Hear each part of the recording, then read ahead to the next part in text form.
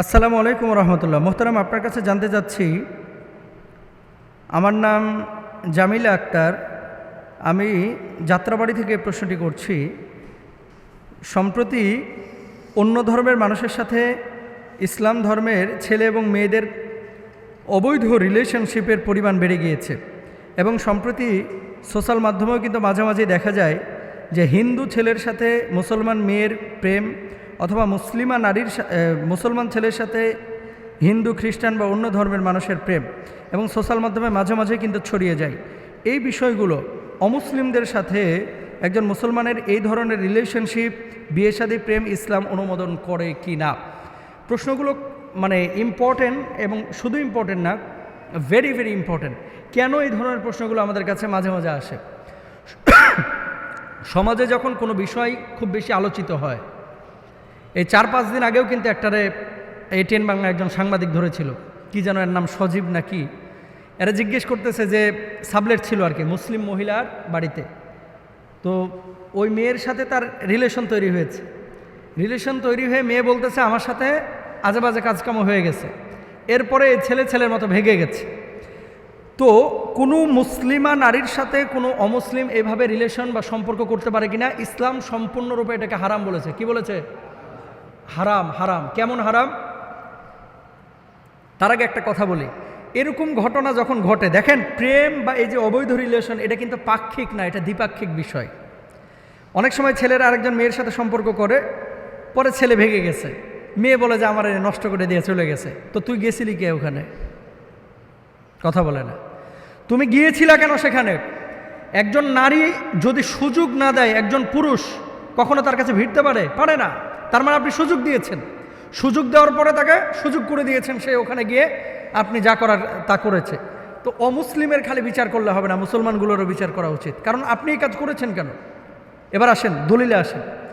ওই যুবককে জিজ্ঞেস করছে যে আপনি কি তার সাথে সম্পর্ক ছিল আপনার? কয় হ্যাঁ ছিল। কয় এটা কি সম্পর্ক ছিল?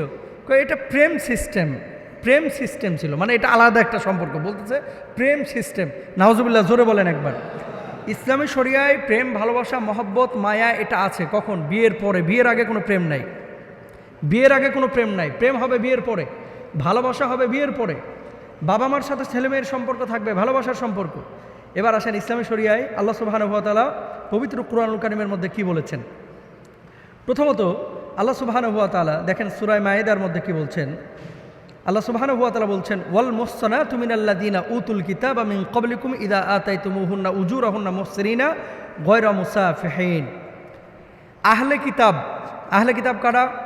যারা আসমানি কোনো একটা গ্রন্থের অনুসারী, তাওরাতের, জবুরের অথবা ইনজিলের, এদেরকে কি বলা হয়? আহলে কিতাব।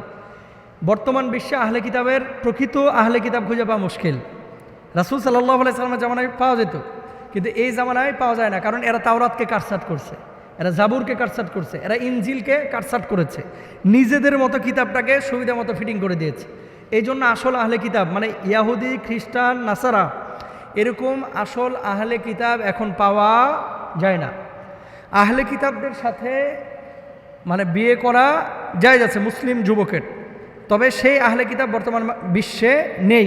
এই আয়াতে কারিমে আল্লাহ সুবহানাহু ওয়া তাআলা সেটা বলেছেন। এবার আসেন 2 নম্বর, সূরা বাকারার 221 নম্বর আয়াতে আল্লাহ সুবহানাহু ওয়া তাআলা কি বলছেন? দ্বিতীয় দলিল, ওয়ালা তানকিহুল মুশরিকাতি হাত্তা ইউমিন। এরপর আল্লাহ কি বলছেন? ওয়ালা আমাতুম মুমিনাতুন খায়রুম মিন মুশরিকাতি ওয়ালাউ আজাবাতকুম।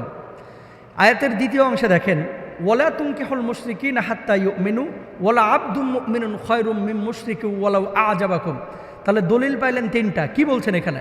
আল্লাহ তাআলা বলছেন খবরদার কোনো মুশরিক মেয়েকে কোনো ছেলে বিয়ে করো না। কাদেরকে বলছেন? মুসলমানদেরকে।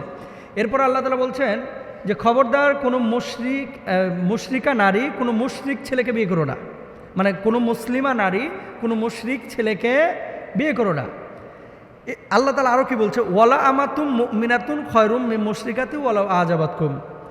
আল্লাহ বলছেন যে মুশরিকা নারীর চাইতে একজন দাসী, কালো, কুচকুচে, অসুন্দরী মেয়ে অনেক উত্তম যে মুসলিম। সুবহানাল্লাহ বলেন। আল্লাহ কি বলছেন? ধরেন একটা মেয়ে একেবারে খুব সুন্দর, হুরবরির মতো সুন্দর, যাকে দেখলে মানুষ তাকায়া থাকে। আল্লাহ সুবহানাহু ওয়া তাআলা এই আয়াতে বলতেছে, অথচ ওই মেয়েটা মুশরিকা, মেয়েটা আল্লাহর সাথে শিরিক করে, এরা বিয়ে করিস না। তাহলে কারে বিয়ে করবি? আল্লাহ বলছে একটা কালো, দেখতে অসুন্দর, যার চেহারা সুরত নাই, এরকম একটা মেয়েকে বিয়ে করো। সুবহানাল্লাহ বলেন। এবং আল্লাহ সুবহানাহু ওয়া তাআলা আরও বলছেন, এমন কোনো পুরুষ যদি থাকে যে পুরুষ ইসলাম কবুল করেছে, অথবা এমন কোনো নারী যদি থাকে যে নারীটা ইসলাম কবুল করেছে, কিন্তু এমন ছেলেকে ভালো লেগেছে যে ছেলেটা দেখতে অনেক সুন্দর কিন্তু মুশরিক, আল্লাহ বলছে ওরা বিয়ে করিস না। যে কালো, দেখতে অসুন্দর কিন্তু অন্তরের মধ্যে ঈমানের নূর আছে, তাকে বিয়ে করো। সুবহানাল্লাহ বলেন। সুতরাং আমরা অমুসলিম কোনো নারী এবং পুরুষ কখনোই এইভাবে কারোর সাথে আমরা সম্পর্কে জড়াবো না, ইনশাল্লাহ বলেন।